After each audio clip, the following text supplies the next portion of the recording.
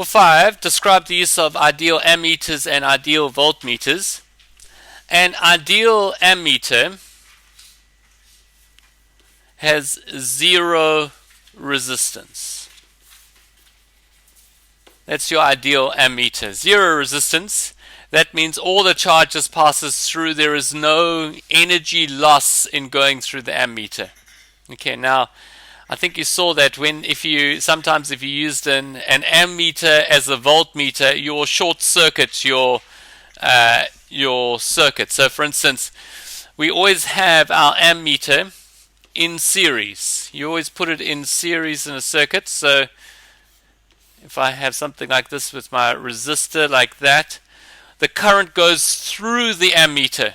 Alright, so your current goes through the ammeter. You have your I going through the ammeter, but because it's got zero resistance, it doesn't influence your circuit at all. If you put an ammeter in like this, if you did this over here, and it's quite easy to do that because you've got to change when you're using with the multimeter, you have to change it around.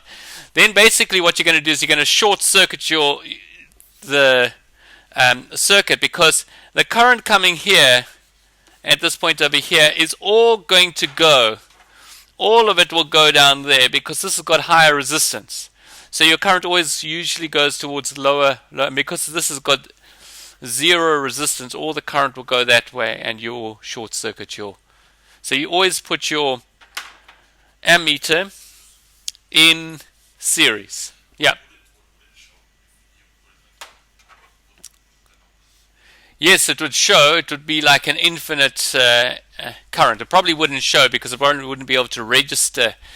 So if you had it in parallel, it would show something. But we always put it in series. Now for a ideal voltmeter that has got infinite resistance,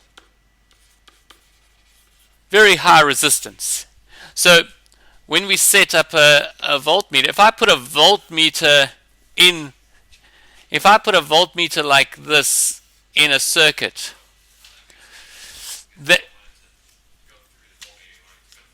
that's right. If I did it like this, you would have zero current.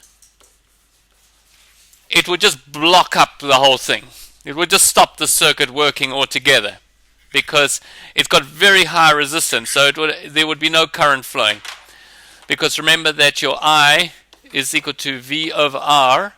So if you make this very big, if you send that up very big, your current is going to be sent very low.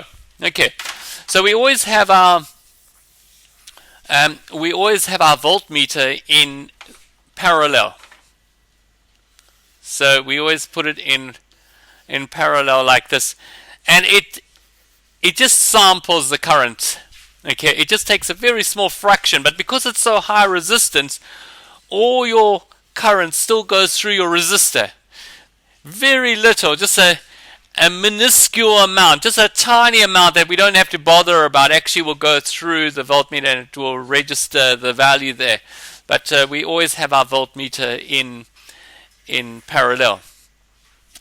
Now, this over here for number 6, it says describe a potential divider. A potential divider is a series circuit.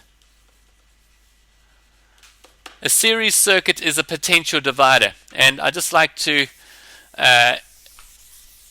go through that briefly with you. So a potential divider would be like something like this, where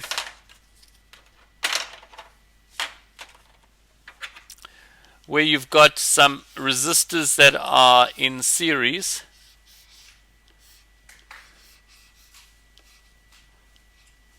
and you can call this R1, R2, R3. This would be V over there. Let's call that V total. If I put my voltmeter across here, that would be V3, V2, and V1.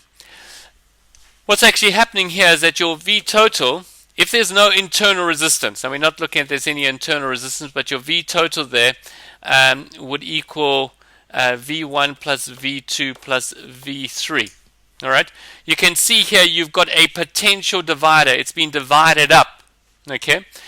In each case, if you know your current, your V3 is equal to I times R3. This would be I times R2, and this would be I times R1. And this over here, the VT, the V total, is equal to the I times the R total. Okay, that one plus that one plus that one. Okay, so that's your potential divider circuit.